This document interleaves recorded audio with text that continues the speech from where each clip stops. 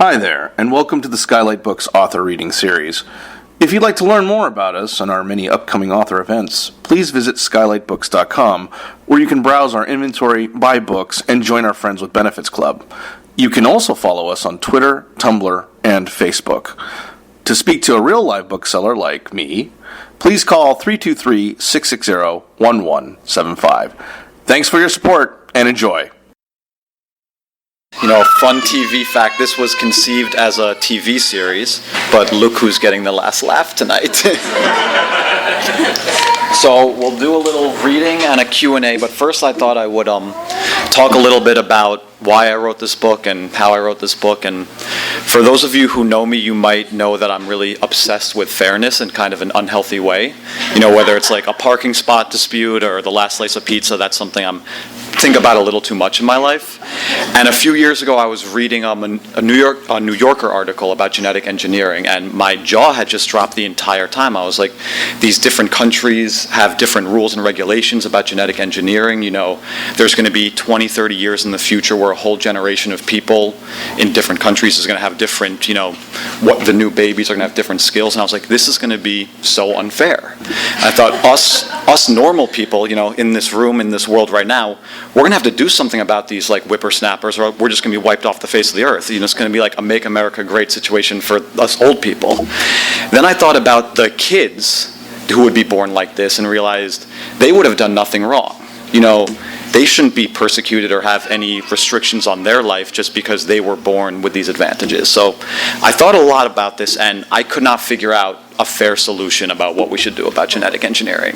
And that's when I thought, well, I think I really need to write about this. And the more I wrote about it, the more I realized that, this is just going to be another gigantic issue of inequality of our time. Obviously, we have a lot of them already, and we're well aware of what's going on presently, but there is something coming in our lifetime which we are not prepared for, and it really is going to be a world of the haves and the have-nots, of who has access to this technology. So I thought I would try to help start the proverbial conversation about this issue. You guys look like you're ready to converse about it. And hopefully these books give a little insight and a little preparation about what we should do about it, and hopefully handle it a little less violently than the characters in the book when this really hits our society. So without further ado, I will do a little reading from the second book. I assume all of you here have read the first book, or pretended to read the first book. But just to give some context, it is about, hi Jack, bye Jack.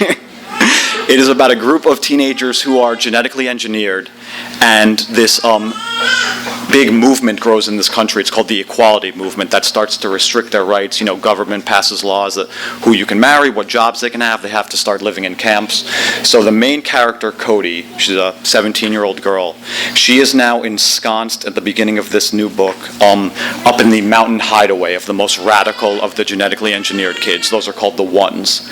And she is meeting for the first time over dinner the leader of that movement, who happens to be an adult named Edith Vale. Edith Vale is kind of the Edward Snowden of this book. She released a list of all of the Ones out to society and kind of set the whole story in motion by targeting these people. So Cody is meeting Edith for the first time, and she just found out that Edith is in fact a genetically engineered person and was really the first one ever in this country. So I'll pick it up from there. Cody leaned back and regarded Edith with a discerning eye for the first time. Yes, Edith was in her 40s, but now Cody could see the genetic engineering at work. The perfect facial symmetry, the thick hair, the dark green eyes, the athletic build. Cody would have noticed it sooner, but she had never before seen a one so old. That meant Edith wasn't subject to the guessing game that everyone played with members of Cody's generation. When I was a little kid, my parents kept everything a secret, Edith said. But as I grew up, the debate over genetic engineering exploded. We finally had the ability to do it easily. Some people wanted to explore it, others wanted it banned. The program at the National Institutes of Health was set in motion as a compromise of sorts. And there I was, the only genetically engineered teenager. Cody took all this in with amazement. Edith Vale was the first genetically modified baby. It sounded crazy, but somehow it also seemed to fit with her growing picture of Edith. And Cody couldn't help but feel a pang of sympathy. So how did you find out? Cody asked. She thought back to her own moments of discovery. her mother explaining that she was a one, and later the shattering moment of identity theft when Cody discovered it was all a lie. My parents told me when I was around your age, and I freaked out, Edith said. Because we had to keep it a secret, I knew that being modified was a threat to the rest of society. I understood why, of course, but I began to sense how ugly it might get. So by myself, I set the wheels in motion for what I called the Locust Project. Cody noticed some of the ones around the table nodding with pride. Then Edith locked eyes with her. Locusts mature underground and out of sight for 17 years until they finally emerge and nurture the next generation. So that's what I did. I went to college and took all the right classes and applied for all the right jobs. I saw the rise of the equality movement, and I knew I might be the only hope for stopping it. Eventually, I saw an angle at the National Security Agency. I began to work there, and I kept my head down and my nose clean. I started getting promotions. I got higher clearance. And I knew, somewhere in that database, there was a list of every genetically engineered baby ever born. Edith paused, clearly overwhelmed at the memory of her long struggle. Cody could sense all the other ones were locked in on their conversation, and even the clanking of utensils had gone silent. Somehow the soft yellow light from the lamps all seemed to shine on Edith. Cody snuck a glance at Kai, who was as rapt as everyone else. Then Edith gathered herself. You asked me earlier why I released the list? Cody nodded. Progress is never earned without a fight, Cody. It's finally time for the ones to join this battle and get our freedom back. The list was my wake-up call to all the other locusts. Cody felt chills creep down her back. It was thrilling to learn that she and the new Weathermen were not just a desperate ragtag militia thrown together by chance. They were actually part of a grand plan. While the world was playing checkers over the issue of genetic engineering, Edith Vale had snuck off with a chessboard and set up the pieces for her own game. So that brings us to you now, Edith said, focusing on Cody. Are you willing to do whatever it takes to save the ones from annihilation? Are you ready to swear to put ones first? Yes, I am, Cody said firmly. But first I need to rescue James from the detention camp. Cody immediately bristled at the thought of the government-operated internment camp, one of many around the country where 1% of her generation was being held against their will. This wasn't a secret or some kind of outlier. This had somehow become an accepted reality in America. Citizens knew about it, politicians approved it, companies built it. Of course, the government portrayed the camps as comfortable havens where the ones would be held only temporarily. But that was a contradiction in and of itself. No place where innocent people were held against their will could ever be comfortable or justified. We don't have personal agendas here, Cody. The camps are obviously a problem, but we can't solve that right now. That's not the plan, Edith said. That's my plan, Cody said. She looked at Kai across the table. His glare implored her to stand down. Edith narrowed her eyes at Cody. There's only one plan here. I've been working on it for decades and everyone at this table agrees with it.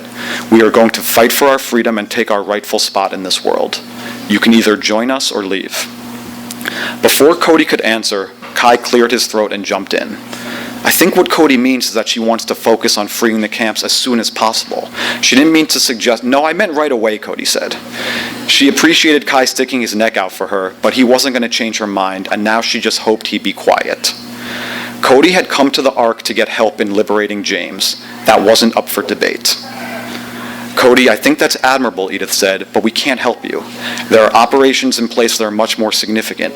We can't afford to jeopardize them. Cody realized this wasn't a debate for Edith either. She was never going to be won over by Cody's appeal to save a single specific one.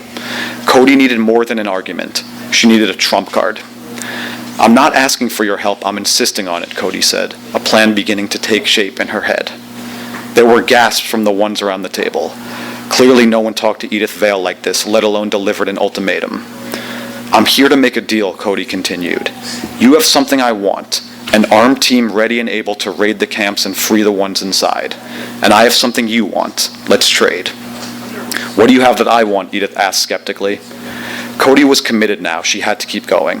So she put everything she had into her performance. You know that I was captured by the equality agents. You know that I was detained. You know that I spent time with Agent Norton. Lots of time. Edith nodded, still wary. Yes, I know all of that. Cody went on. And because of that experience, I know something about Agent Norton that can change this entire war. Something that can help us win. Something that you need to hear. Edith glared at Cody. What could you possibly know? Cody stared back at her and tried to speak as firmly as possible. Agent Norton is obsessed with you. I know exactly how she's going to catch you. I know the trap that she's laying for you. And I'm only going to tell you after you help me free James. As everyone else looked on in shock, Cody saw Edith do the calculation in her head, saw the desperate self-interest overwhelm her beautiful, genetically perfect face. Cody knew that she had Edith on the hook. The bluff had worked. Read more. Okay, thank you guys for listening. Noel, any questions from you or from the audience? Well, I was kind of curious to know how other young people have thought about this work. I mean, do they honestly feel that this is our future or the future of the next generation? You know, I have spoken to a few schools, and I think the fun thing is they get in a debate right in front of me, because I think the first thing they do is react like most of us, and they say, yeah, it's inherently unfair for people to be born with advantages. And then someone else will mention, well, those people didn't choose the way they were born, and that really resonates with a lot of other things they've probably thought about. And they go, oh, yeah, what do we do about those kids? And I think they all land at a similar place as I do, which is we need really good regulation and how to predict how this is going to happen, but we don't have that yet. So we're just hoping that happens. Does this conversation happen in California schools? A few of them, yeah. Why? A red state? I don't think I've been in a red state speaking about this. I will say the book was set in Shasta, California, and then during the election there were some crazy things happening in the Shasta High School where this thing was set, where kids were coming in and antagonizing the immigrant students or the children of immigrants, and it was really startling to see that the absurd antagonism that I put in this book was happening in real life by teenagers against other teenagers. It's currently illegal though, right? Genetically engineered. Well, as I said, it's different in every country. The thing that really prompted me to get interested was that China and Russia, as you can imagine, is kind of like the Wild West. They don't really have regulations on it. And in the past year in America, there's been a lot of laws that are loosening up the regulations so that you can't necessarily genetically engineer an embryo that you plan to grow into a human being, but you can test it out on an embryo that you're willing to throw out. So obviously, that's only one more step until someone either breaks the law or the law changes where it's happening to real babies. So you wrote the first book prior to the election. Yes. The second book, where were you during the process, and did anything change based on? Yeah, no, I wrote the first book in what I would consider one of the most optimistic periods of my life in terms of what's going on politically. It was the end it was 2015, Obama was cruising. I liked all the new laws. And I was writing the second book kind of disgusted during Trump's campaign about what was going on, but still totally dismissing that it was going to amount to anything after that November. And I turned in a draft, and then Trump got elected that November, and I had to do a lot more work on my next draft because of what had happened in this country. And the parallels that I saw the most clearly were definitely about immigration and about blaming children for something they didn't choose. Also about the what to do about terrorism, whether it's domestic or international, and how much we should have kind of a military-industrial complex that is devoted to constantly surveillance and torturing people who get caught. So once I realized that was the next 4 years of our reality, I went back and added some stuff.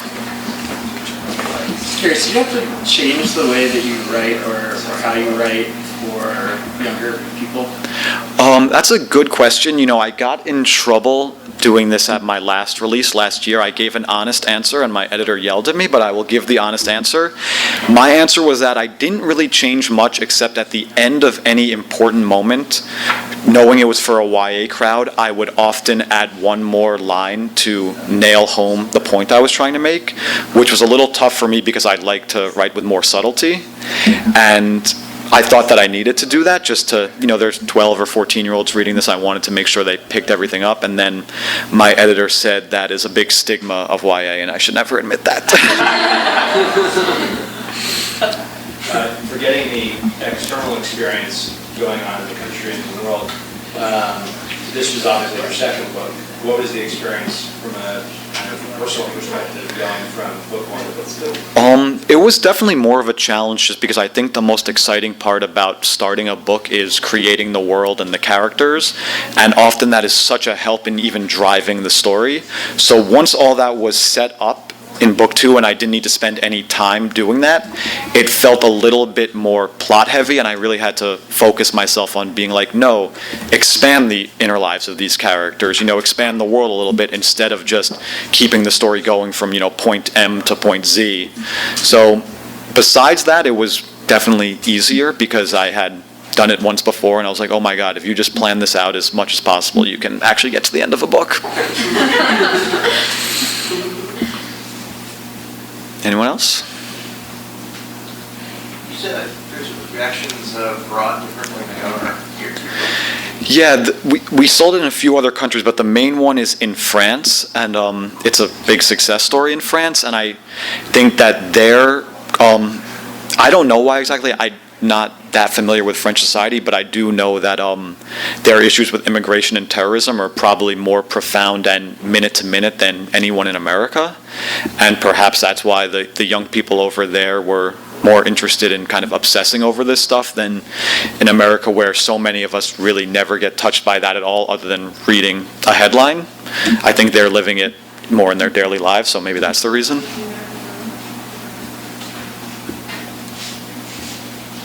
I understand that there's sort of a genre of genetic modification, sci-fi future books. Have you found any in your research or writing that you thought was particularly phenomenal?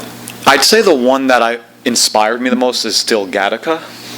A really good movie. It's probably 20 years old at this point, but I kind of think of this book as a prequel to Gattaca, where Gattaca really shows the world after the point where genetic engineering has become totally commonplace, and it is in the haves and have-nots.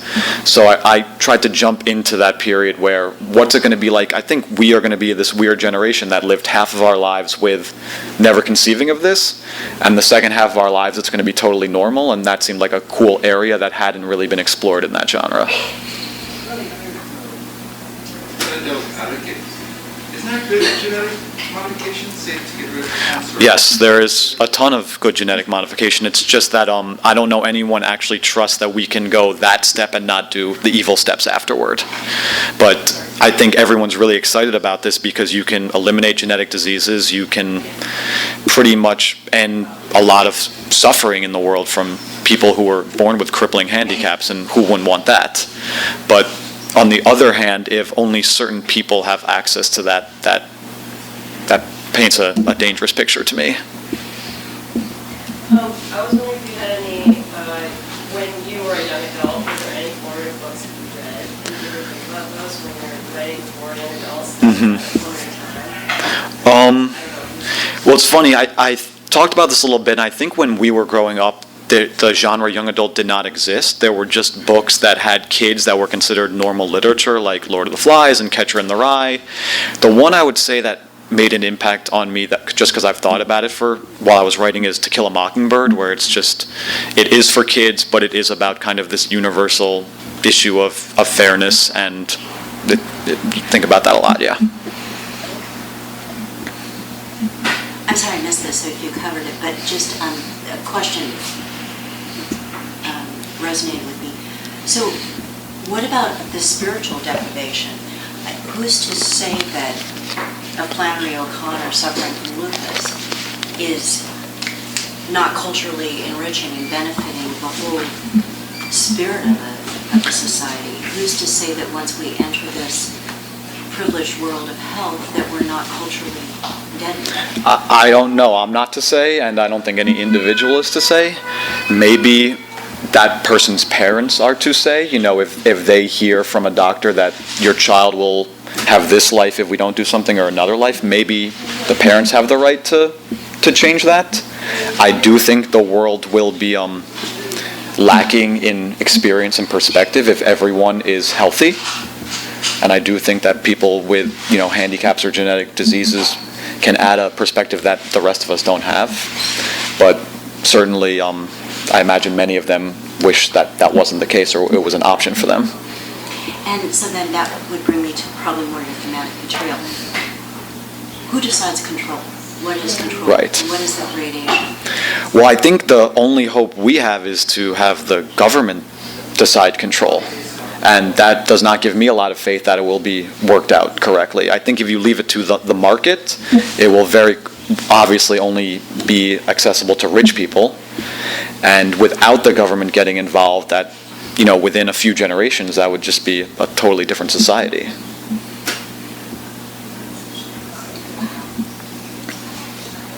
Which countries do you think are most progressive in dealing with policy around these issues?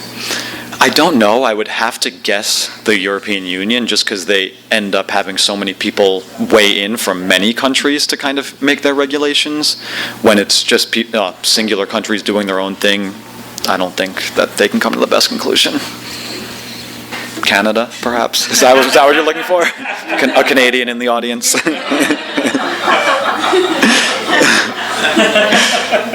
Yay, Canada. Any plans for a third book, or is this like a space you want to keep exploring in your Well, writing? the good news is for those who are planning on reading it, the story will end here. So no third book in this one. I do like exploring this because you end up creating these kind of accessible, entertaining ways to maybe talk about something that's more intellectual than the young people in this country would be talking about otherwise. And so those are subjects that I would like to keep talking about, and if this is a medium to do it, then yeah, I'd like to keep doing it. Anyone else? Last question. Netflix calls you. I'm at the Emmys, I'm canceling the book. Who casts us? I think that's an audience question. There might even be some casting people in here. I mean, I've always said young Jennifer Lawrence, but that's just Hunger Games, So I don't know who is the young Jennifer Lawrence, and anyone? Kieran Shipka. Yeah. We'll take it. All right. All right, great, thank you. Thank you, guys.